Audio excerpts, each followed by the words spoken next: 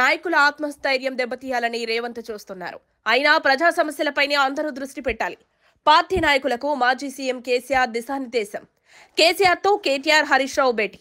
ACB విచారణ జరిగిన తీరుపై వివరించిన కేటీఆర్. రాష్ట్ర ప్రభుత్వం పసలేని కేసులు నమోదు చేసి పార్టీ నేతలను ఇబ్బందులకు గురిచేసిన ప్రజా సమస్యలను ఎత్తి చూపడంపైనే దృష్టి కేంద్రీకరించాలని బీఆర్ఎస్ అధ్యక్షుడు మాజీ ముఖ్యమంత్రి కె చంద్రశేఖరరావు పార్టీ నేతలను ఆదేశించారు. ఫార్ములా రేసు కేసులో ఇరుక్కున్న కేటీఆర్ ఏసీబీ విచారణను ఎదుర్కొన్న సంగతి తెలిసిందే. ఈడీ విచారణ జరగాల్సి ఉంది. ఫార్ములా రేసు కేసులో తాను ఏ తప్పు చేయలేదని, ఏసీబీ అధికారులు అడిగిన ప్రశ్నలే తిప్పి తిప్పి అడిగానని, అన్నిటికీ సమాధానాలు చెప్పానని, వాళ్లకు తెలియని విషయాలు కూడా చెప్పానని కేటీఆర్ అన్నాడు.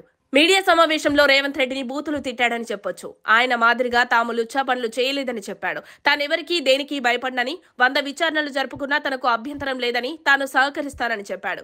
ఎన్నిసార్లు విచారణకు రమ్మన్నా వెళ్తానన్నారు. ఇదిలా ఉండగా గురువారం ఏసీబీ విచారణ అనంతరం నందినగర్ నివాసానికి వెళ్లిన కేటీఆర్ శుక్రవారం తన భార్యతో కలిసి ఎర్రవల్లి నివాసానికి వెళ్లారు. మాజీ మంత్రి హరీష్ రావు, ఎమ్మెల్యే పాడి కౌశిక్ రెడ్డి, మాజీ ఎమ్మెల్యే బాల్కసుమన్, మరో నేత కార్తిక్ రెడ్డి కూడా కేసీఆర్ తో జరిగిన ఈ భేటీలో పాల్గొన్నారు.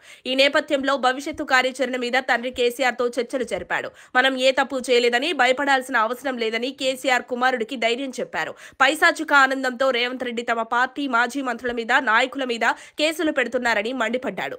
అనవసరపు కేసులు పెట్టి భయపడుతున్న తీరును ప్రజలు గమనిస్తున్నారన్నారు. అధికారంలోకి వచ్చాక ఏడాదిలోపే కాంగ్రెస్ ప్రభుత్వం తేలిపోయింది.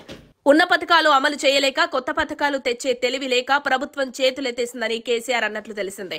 ఎన్నికల హామీలేవి అమలు చేసే పరిస్థితి లేదని ప్రజలకు అర్థమైందని, గతంలో మనం చేసిన మంచితో పాటు కాంగ్రెస్ ప్రభుత్వం చేస్తున్న చెడును కూడా ప్రజలకు వివరించాల్సిన బాధ్యత బీఆర్ఎస్ పై ఉందని కేసీఆర్ చెప్పారు. నీకు నేనున్నా బిడ్డ, కాబట్టి ధైర్యం కోల్పోకుండా మొండిగా పోరాడాలని కేటీఆర్ తో పాటు ఆయన వెంట వచ్చిన నాయకులకు కూడా చెప్పారు కేసీఆర్.